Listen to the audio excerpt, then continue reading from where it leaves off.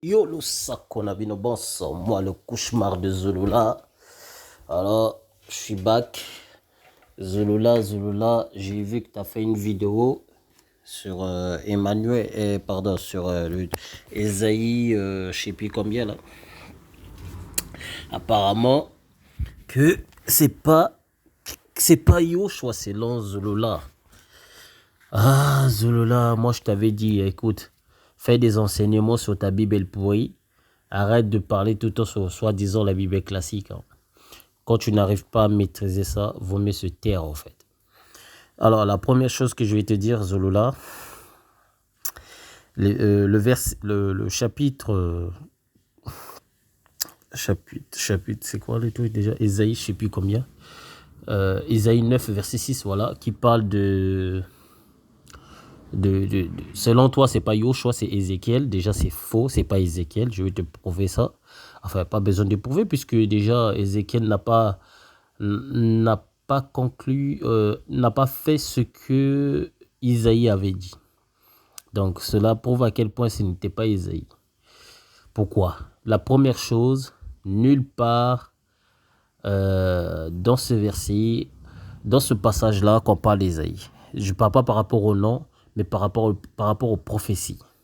Nulle part, cette prophétie-là a été conclue par Ésaïe. Et je vais te le prouver ça. Ézéchiel, pardon. Et nulle part dans la Bible, que ce soit dans l'Ancien Testament ou dans le Nouveau Testament, où Ézéchiel a été appelé Dieu, je ne sais pas quoi. Alors, on va lire. Premièrement, pour bien comprendre le test, il faut en connaître la portée. Est-il historiquement prouvé que ce test est en relation avec la génération du prophète Isaïe ou prophétie éloignée? Ça, c'est une question. Alors, souvent, la prophétie a une double réalisation où celle-ci est incorporée, comme le test en Isaïe 9, verset 6, où un événement futur éloigné est ajouté à un événement proche à venir. Ce test n'enseigne déjà pas premièrement la Trinité, mais la divinité établie du Christ. Je vais vous expliquer pourquoi cet enseignement d'Ésaïe là, ça ne peut pas être Ézéchiel, parce que ça parle de Dieu lui-même. Et vous allez comprendre ça.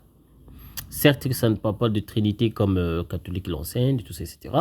Mais on comprend que ça parle de Dieu lui-même. Bon, Trinité, c'est un mot inventé, mais ça signifie tout simplement trois personnages, hein, c'est tout. Hein, trois divinités. Voilà, c'est pas vraiment un truc qu'on va faire un débat sur ça.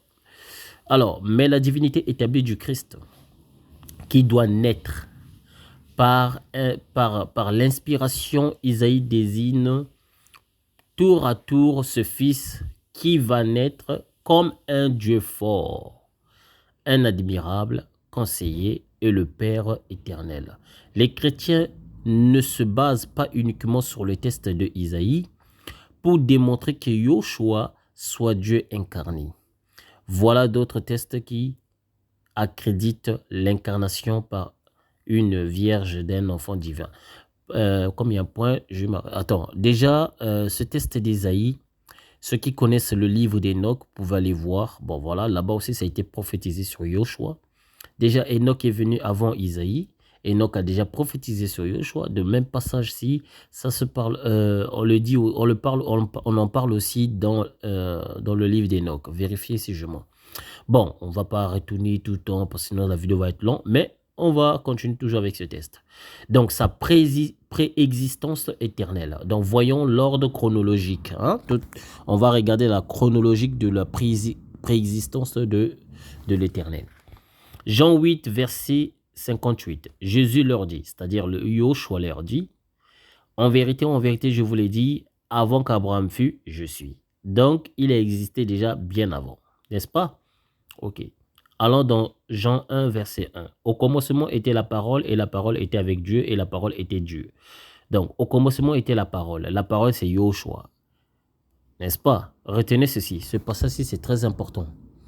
N'oubliez pas ce passage-ci. Il faut Jean 1. Ouais, je sais pourquoi je vous dis ça. Jean 1, verset 1, retenez ceci, c'est très important. Au commencement était la parole, et la parole était avec Dieu, et la parole était Dieu. Donc ici, deux personnes fait un déjà.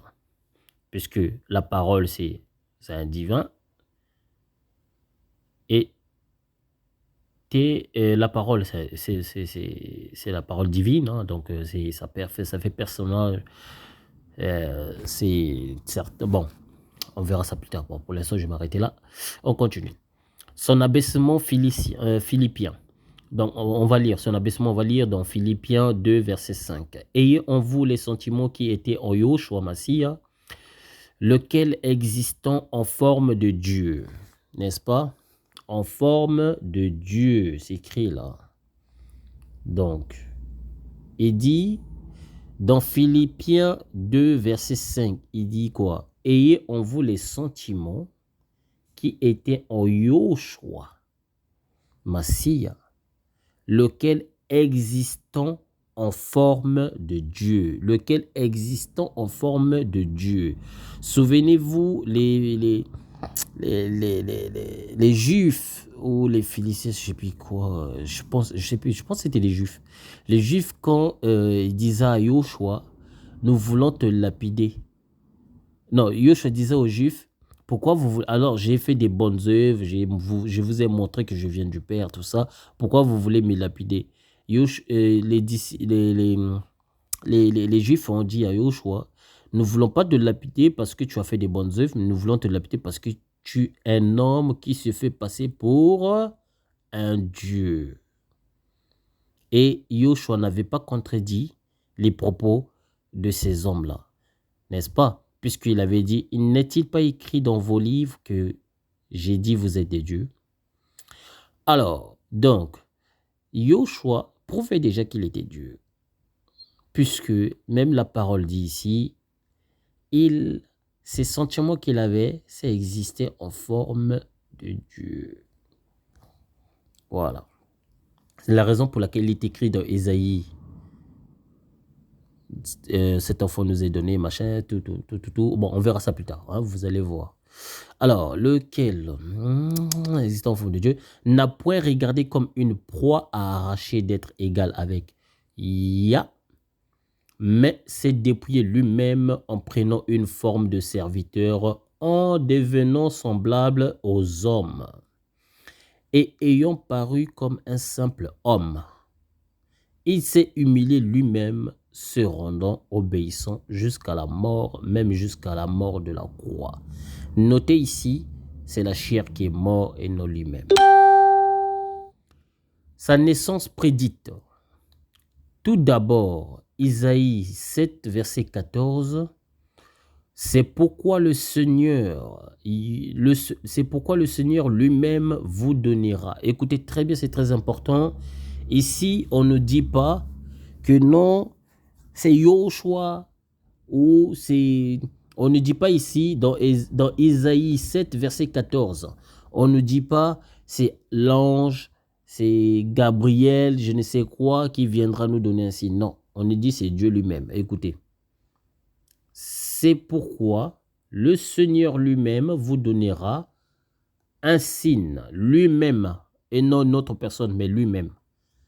Voici la jeune fille deviendra enceinte, elle enfantera un fils et elle lui donnera le nom d'Emmanuel. Et ce nom, Zulula le rejette. Pour Zulula, Emmanuel, là, ce n'est pas Yoshua. Et pourtant, nous avons vu ici, dans Jean 1, verset 1, on nous a dit, au commencement était la parole et la parole était avec Dieu. La parole était avec Dieu et la parole était Dieu. Nous avons vu aussi dans Jean 8, verset 58, il leur dit, avant qu'Abraham fût, il était. Donc, on nous montre déjà dans Jean 1, verset 1, que Yoshua, puisque Yoshua est la parole, c'est cette parole qui est venue en Marie, la fille en question, dont Isaïe parle, et fait un avec le Père, puisque la parole du Père et le Père lui-même font un. selon Jean 1, verset 1, n'est-ce pas? Au commencement était la parole, et la parole était avec Dieu, et la parole était Dieu. Et quand nous lisons encore dans Philippiens 2, verset 5, on nous dit dans verset... voilà, on nous dit que non, Yoshua a existé en forme de Dieu, hein, lequel existant en forme de Dieu. Et si nous descendons, on nous dit aussi, lui-même, le Dieu là s'est dépouillé pour se faire humilier lui-même en se rendant obéissant jusqu'à la mort.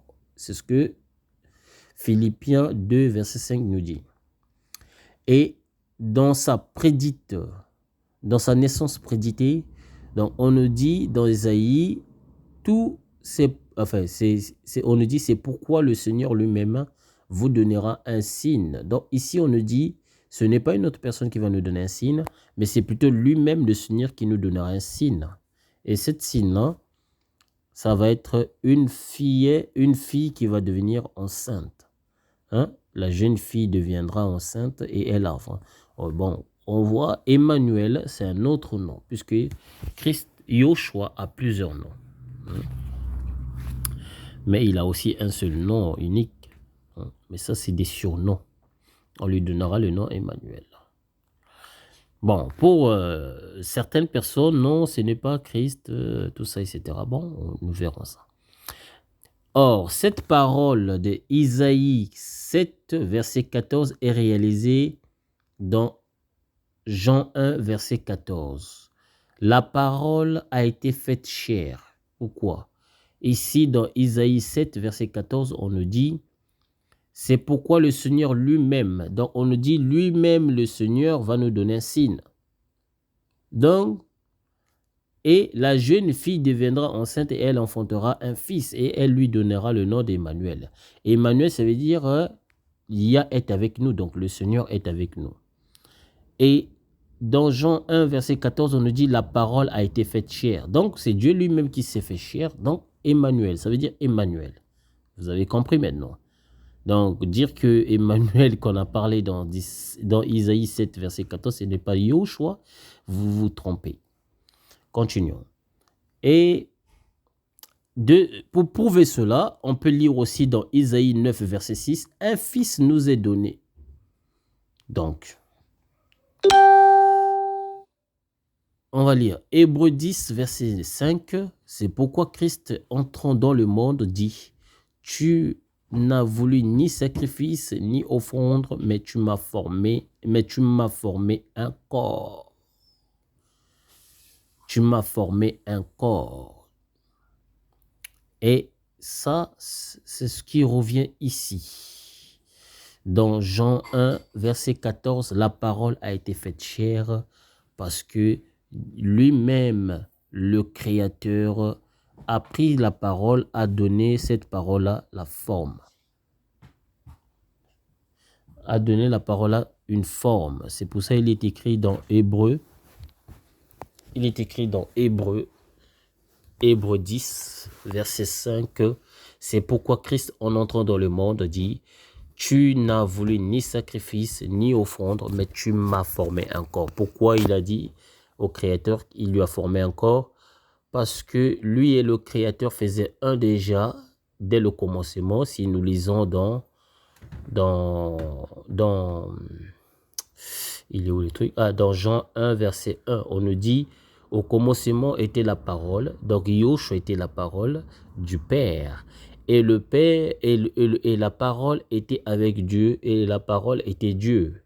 Et c'est ces mêmes paroles-là que Dieu lui-même dit à Ésaïe, dans Ésaïe 7, verset 14, il lui dit, c'est pourquoi le Seigneur lui-même vous donnera un signe. Et c'est ce signe-là qu'il a donné à Isaïe. Dans cette signe-là qu'il avait donné dans Jean 1, verset 14. La parole a été faite chair. Donc, c'est le même prophétie qui a été donnée dans Isaïe 9, verset 6. Un fils nous est donné.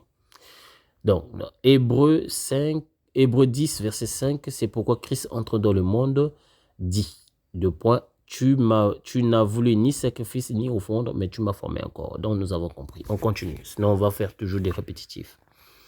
Le Père a donc formé un corps à sa parole. Vous comprenez? Donc celui qui existait en forme de Dieu est égal à Dieu, le Père lui-même, qui était avant Abraham, est né d'une vierge en Israël il y a environ, bon, selon certaines personnes, 2000 ans, d'autres pas 2000 ans. Bref, on va rester dans cette logique. Celui qui était caché dans le sein du Père a été révélé au monde. Le Colossiens 1, verset 26. Le mystère caché de tout temps et dans tous les âges, mais révélé maintenant à ses saints. Donc, Yoshua a été caché au sein, puisque il a toujours existé, mais Dieu n'a jamais dévoilé au sein qu'il y a un Christ. Donc, c'est ce Christ-là que le Père lui-même a dévoilé. Et c'est ce que Colossiens nous explique. Colossiens 1, verset 26. Le mystère caché de tout temps et dans tous les âges, mais révélé maintenant à ses saints, à qui Dieu a voulu faire connaître quelle est la glorieuse richesse de ce mystère parmi les païens. Savoir Christ en vous, l'expérience de la gloire. Donc, les titres de Yah et de Père éternel ennuient terriblement les unitariens et les musulmans et aussi les lobalistes, c'est-à-dire les croyants de Zulullah. Ils ne peuvent, enfin les lobalistes ou les kundumanistes, puisque ce sont des ils croient en kundumana ou kundumani, je sais pas quoi là, ils ne peuvent être compris qu'en étudiant la vie de Yoshua dans ses aspects humains et divins. Comment donc Yoshua pourrait-il être son propre père, selon certains raisonnements de certaines personnes? Alors, on va le voir. Premièrement, il ne faut pas confondre le Père éternel, donc le Créateur, avec les notions bibliques du Père, du mot Père.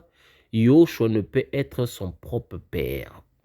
Il y a plus d'un type de Père dans les Écritures. On va voir. Il y a le Père naturel, c'est-à-dire le Père biologique. Quand la Bible parle d'un Père biologique, la Bible utilise ce sens de phrase, en fait. Écoutez, dans Genèse 2, verset 24.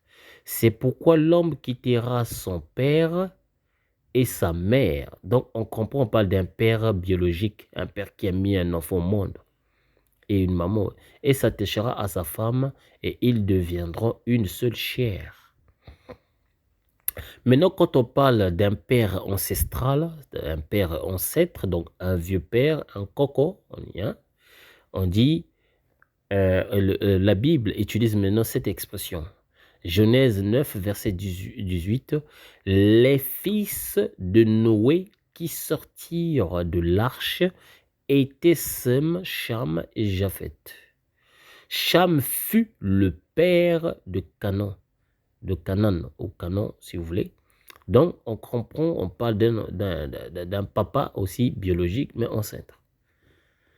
Maintenant, père au sens spirituel. Philémon 1, verset 10. Je te prie pour mon enfant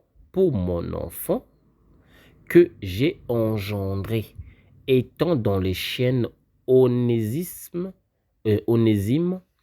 Ésaïe, vous pouvez aussi lire dans Ésaïe 43, verset 1. Ainsi parle maintenant l'Éternel qui t'a créé, ô Jacobo. Donc vous comprenez que le mot père a plusieurs sens aussi, a plusieurs définitions selon la Bible. Le père aussi est aussi dans un sens créatif, donc créateur. Hein. Père créateur, on peut le lire dans Job 31, verset 15. Celui qui m'a créé dans le ventre de ma mère. Donc, nous savons qu'il y a que le papa biologique qui peut créer. Mais ici, on parle bien d'un créateur Dieu Tout-Puissant. Donc, on le compare par un père, un père divin, un père. C'est comme si c'était un père biologique, alors c'est pas un père biologique, mais c'est juste une référence pour dire que c'est un titre honorifique, c'est un titre respectueux, donc voilà, c'est pour ça on peut dire que c'est le père. Donc celui qui m'a créé dans le ventre de ma mère, ne l'a-t-il pas créé? Le même Dieu ne nous a-t-il pas formés dans le sein maternel? Voyez? Donc, ce Père créateur est la parole. Donc, nous pouvons lire ça dans Colossiens 1, verset 16. Car en lui ont été créées toutes choses, les choses qui sont dans les cieux et sur la terre, les visibles et les invisibles. Trône, dignité, domination, autorité, tout a été créé par lui et pour lui. Il est avant toute chose et toute chose subsiste en lui. Donc, ce passage de Colossiens 1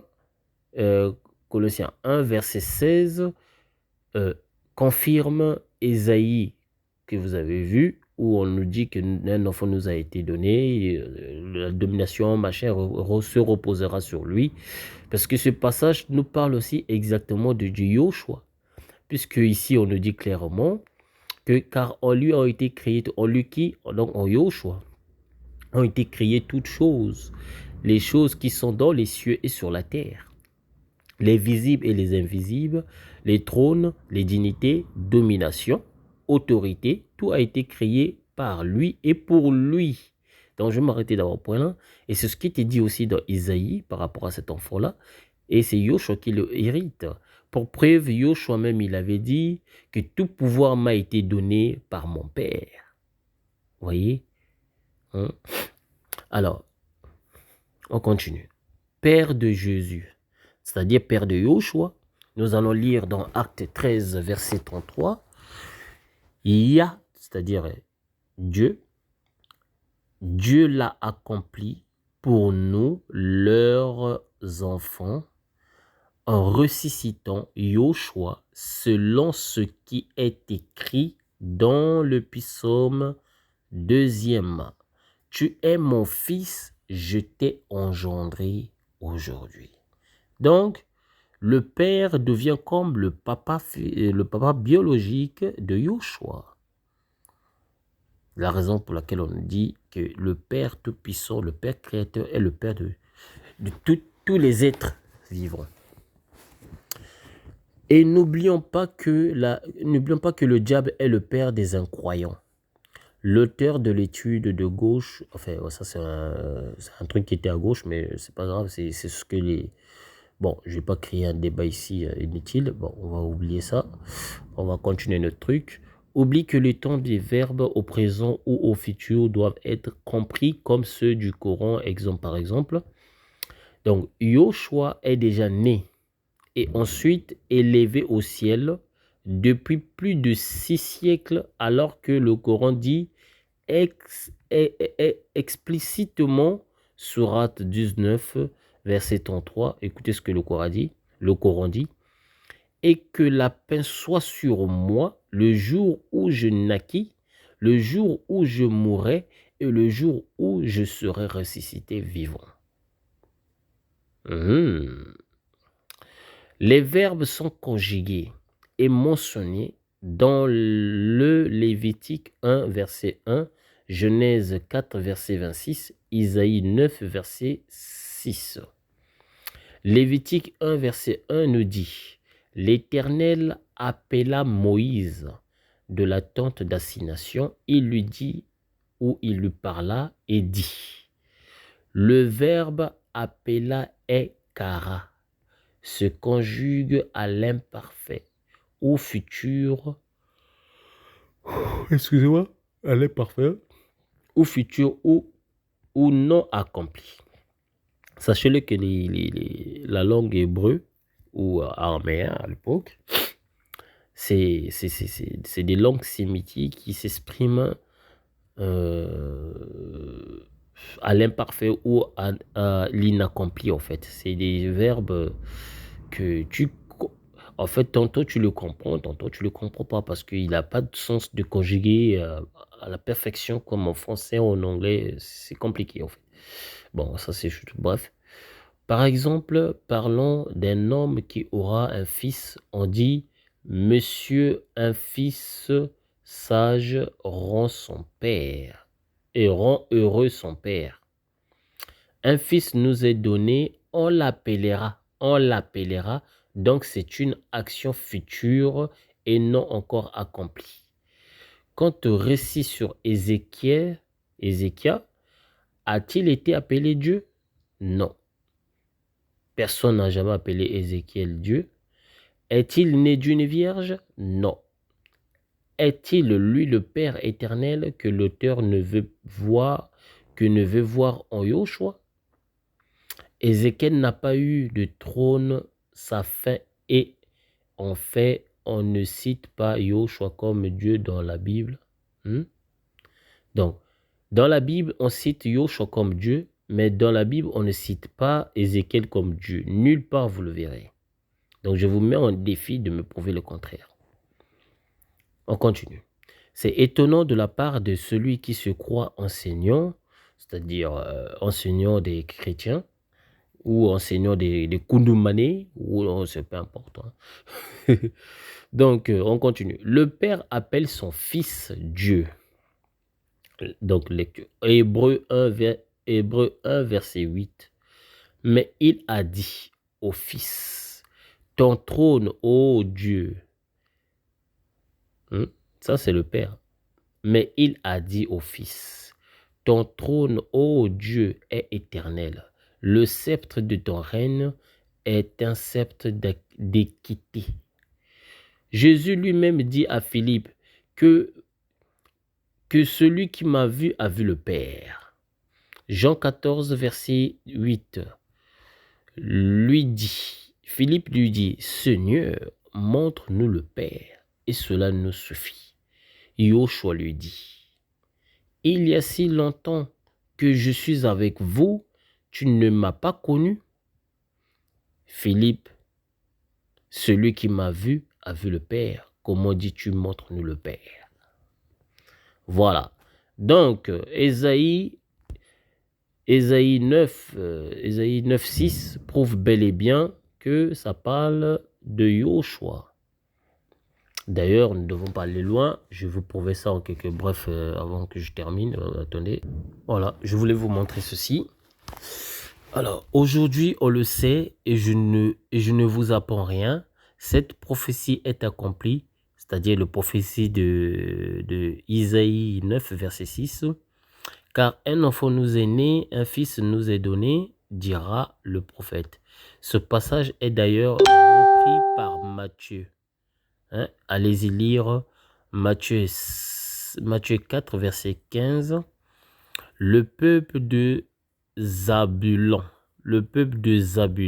et de Nephtali, de la contrée voisine de la mer du pays au-delà du Jourdain, et de la Galilée des païens, ce peuple assis dans les ténèbres a vu une grande lumière, et sur ceux qui étaient assis dans la région et l'ombre de la mort, la lumière s'est élevée. Donc, le prophétie d'Ésaïe 9, verset 1 a été accompli. Voilà, donc ça prouve bel et bien que c'est de Yoshua que ça parle. Vous voyez? Donc, le peuple reviendra de l'exil en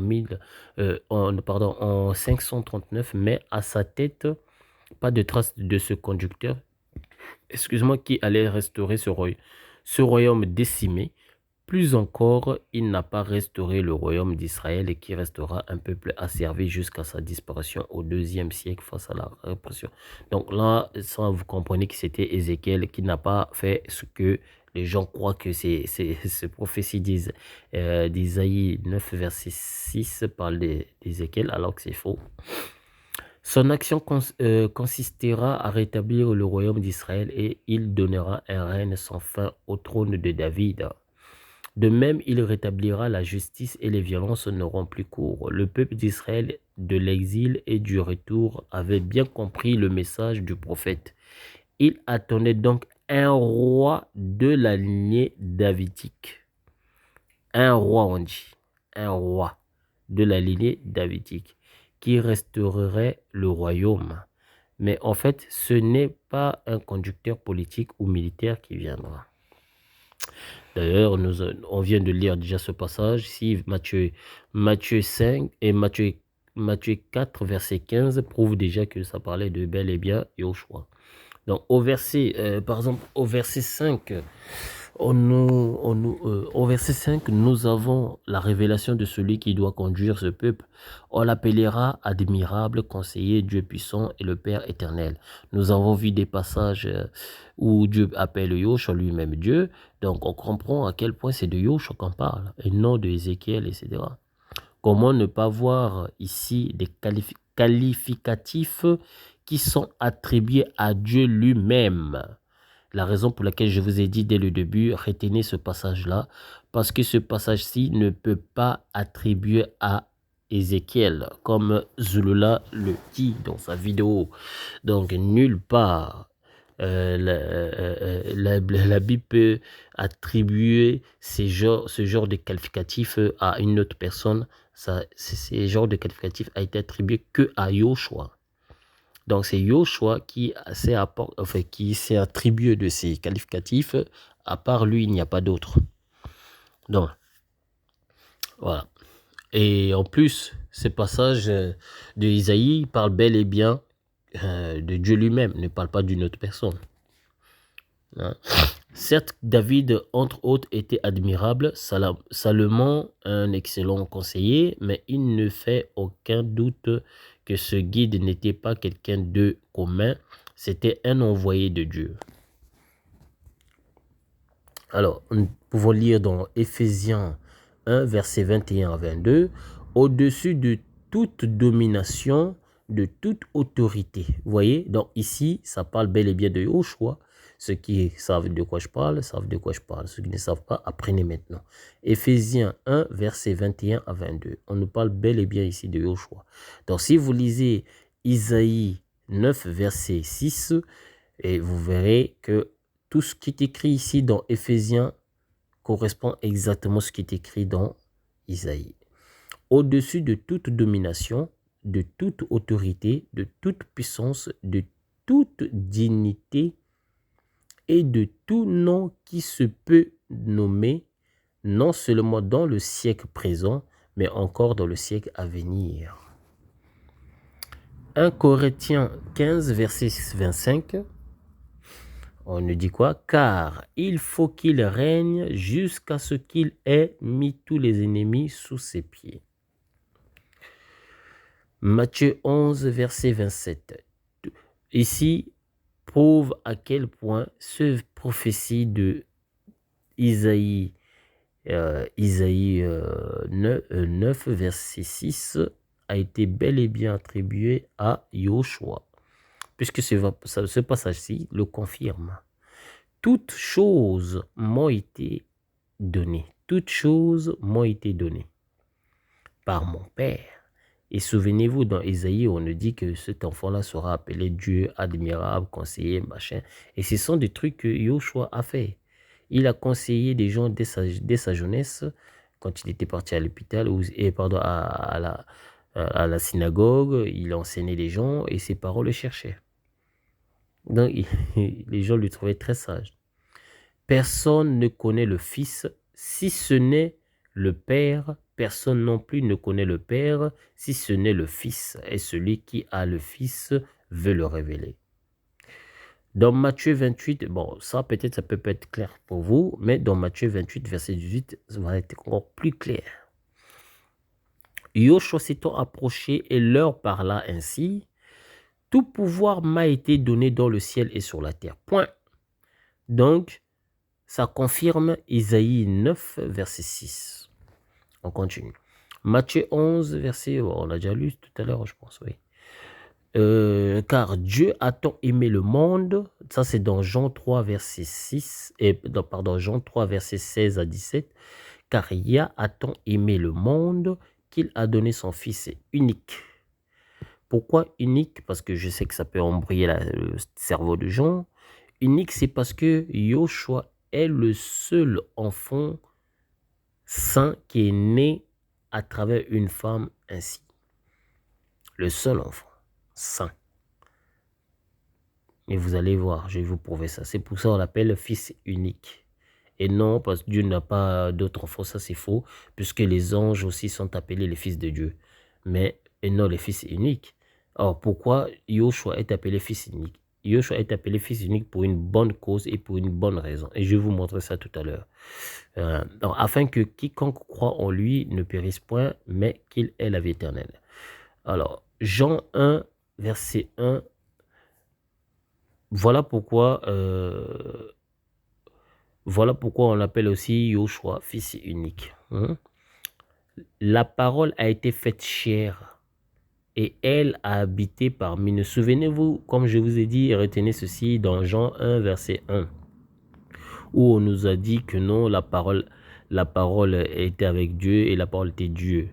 Maintenant, lisez dans Jean 1, verset 14. On nous dit la parole a été faite chair. Alors, voilà pourquoi c'est le Fils unique. C'est le même parole qui était au début et c'est le même parole qui est devenu chair. Et voilà, c'est le Fils unique. Et nos deux fils. Et elle a été, et elle habitait parmi nous, pleine de grâce et de vérité. Et nous avons contemplé sa gloire, une gloire comme la gloire du Fils, unique comme la gloire du Fils unique, venu du Père. Luc 1, verset 35. L'ange lui répondit. Et ceux qui demandent, oh non, comme Zulula il le dit, Yoshua ne peut pas être le fils unique, machin. Voilà, on va lire ce passage qui va confirmer la raison pour laquelle on dit que Christ est le fils unique. L'ange lui répondit, le Saint-Esprit viendra sur toi et la puissance du Très-Haut te couvrira de son ombre. C'est pourquoi le Saint-Enfant qui naîtra de toi sera appelé fils de Dieu. La raison pour laquelle on dit fils unique.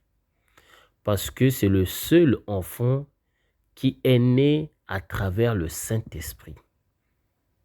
Tu comprends pourquoi, Zulula, on dit fils unique? Voilà.